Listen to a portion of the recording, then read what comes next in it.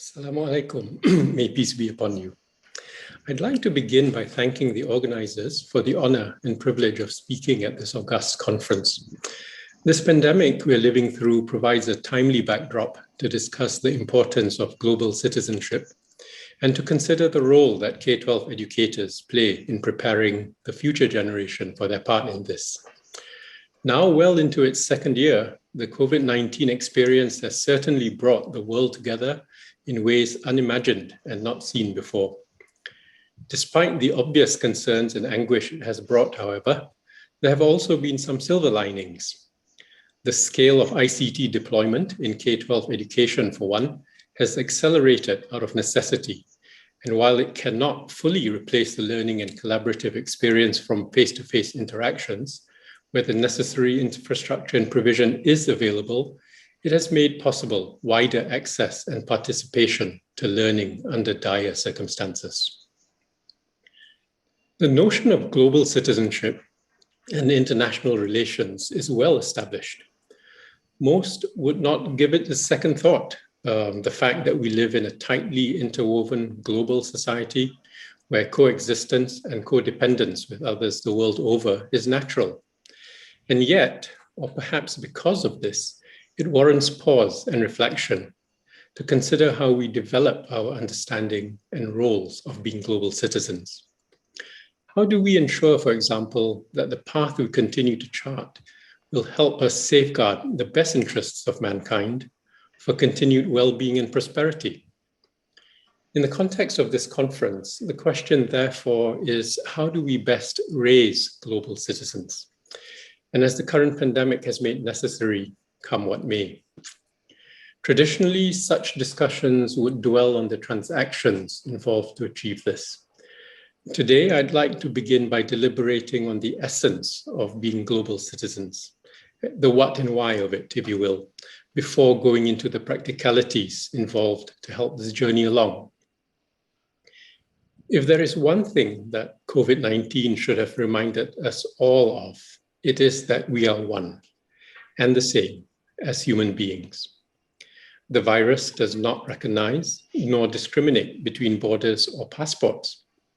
So before venturing on to consider what it means to be citizens, be it domestic or global, and how we should prepare our youth for their roles as such, it warrants introspection as to who we are fundamentally. As human beings, we are privy to thought, and as described by William Chittick, thought is the human ability to be aware of things and to articulate this awareness in concepts and language. It is also often said that the purpose of education is to help one discover and accept oneself, and in turn to respect others.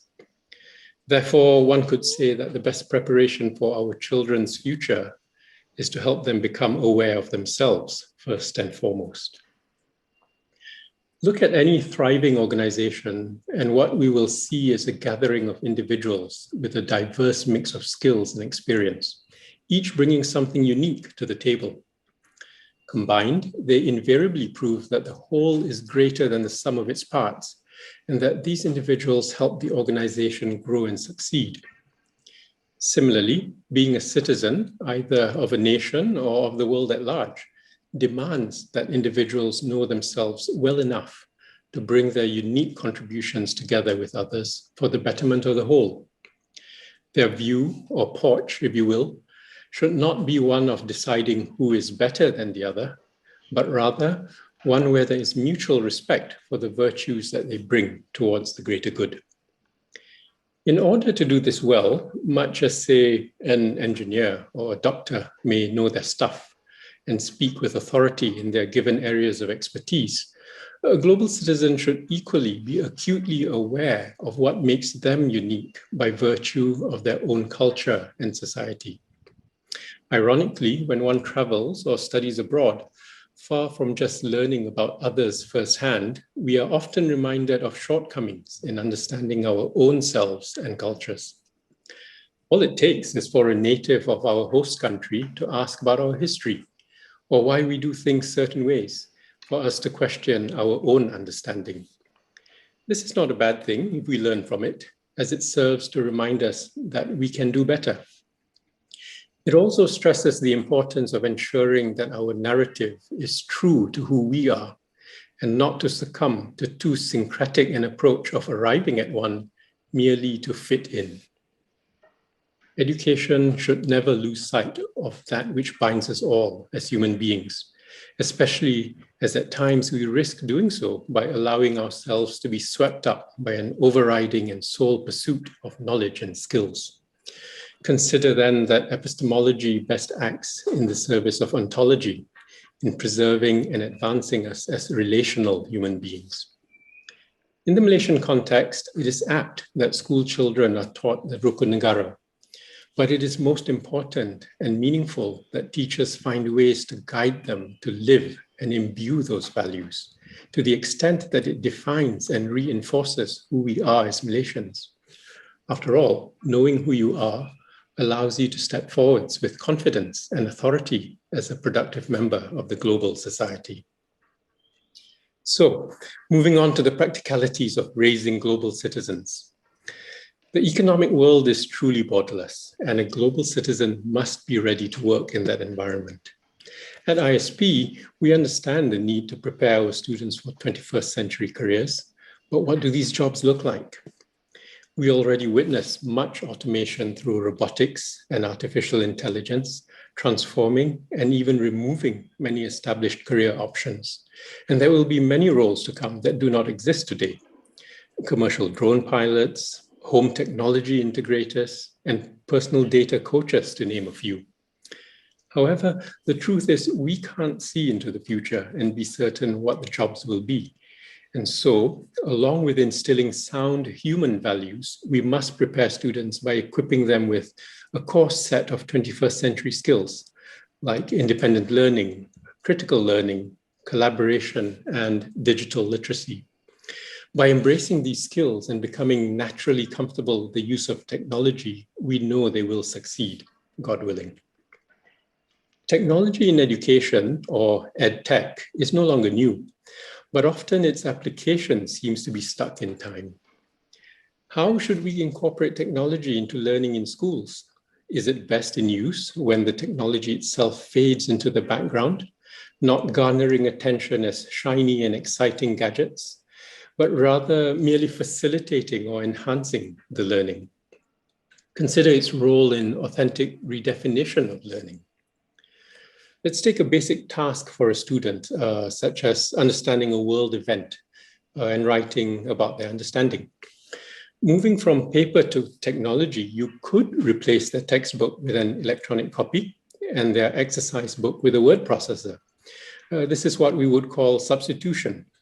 And sure, there are benefits to be had, such as spell checking, cut and paste, and such like. But the task fundamentally remains the same.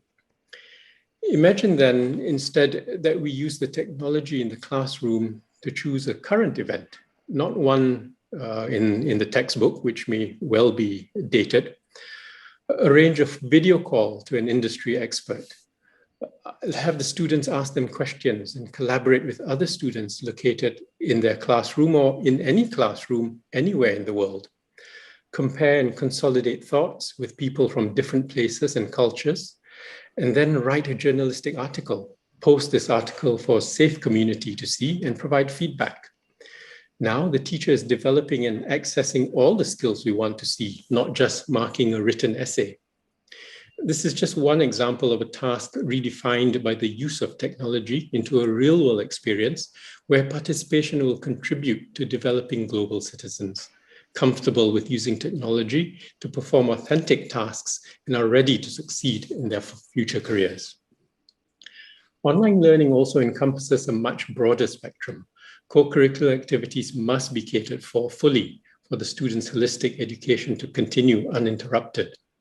The online environment must also support and cater to teachers, their needs for ongoing professional development, and let's not forget the importance of continued engagement between the school and parents.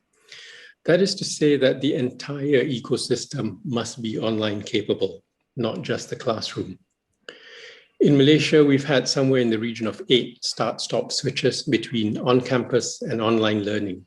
So being ready and agile to keep amazing learning going, regardless of interruptions, must continue to be a high priority for our schools. And God willing, once we move on from this environment of lockdowns and distance and online learning, we should still retain those EdTech elements born from the pandemic necessity, which have brought productivity advancements. Finally, let's consider how schools can introduce students to the global community early.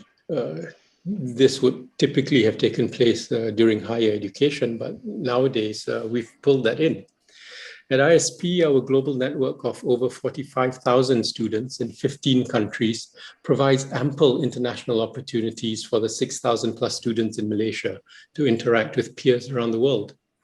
This is done through a formal program that we call the International Learning Opportunities for Students, or ILOS for short, that promotes learning outside of the classroom, gives students valuable learning and cultural experiences, and increases awareness and sense of a wider global learning community amongst ISP schools. While we look forward to returning to physical international travel, we realize that the online environment has also opened up access for many more of our students to participate in programs such as the ISP Model United Nations, our ISP Chess Tournament, Film Festival, Virtual Buddy Exchange, and Math Challenge, to name just but a few. While these examples may be specific to ISP schools, the principle is universal, and judicious application of technology platforms can help any school embark on similar initiatives. In closing, I hope that this sharing has helped convey that education in schools equipped with effective educational technology can and must raise and nurture children to be good human beings and productive members of the global society. Powered by educators with a firm commitment to learning, our schools have proven to be immensely resilient and effective, despite what the world may have thrown at us during this pandemic. The future, therefore, is bright, and we should all look forward to moving onwards and upwards. Thank you, and stay safe.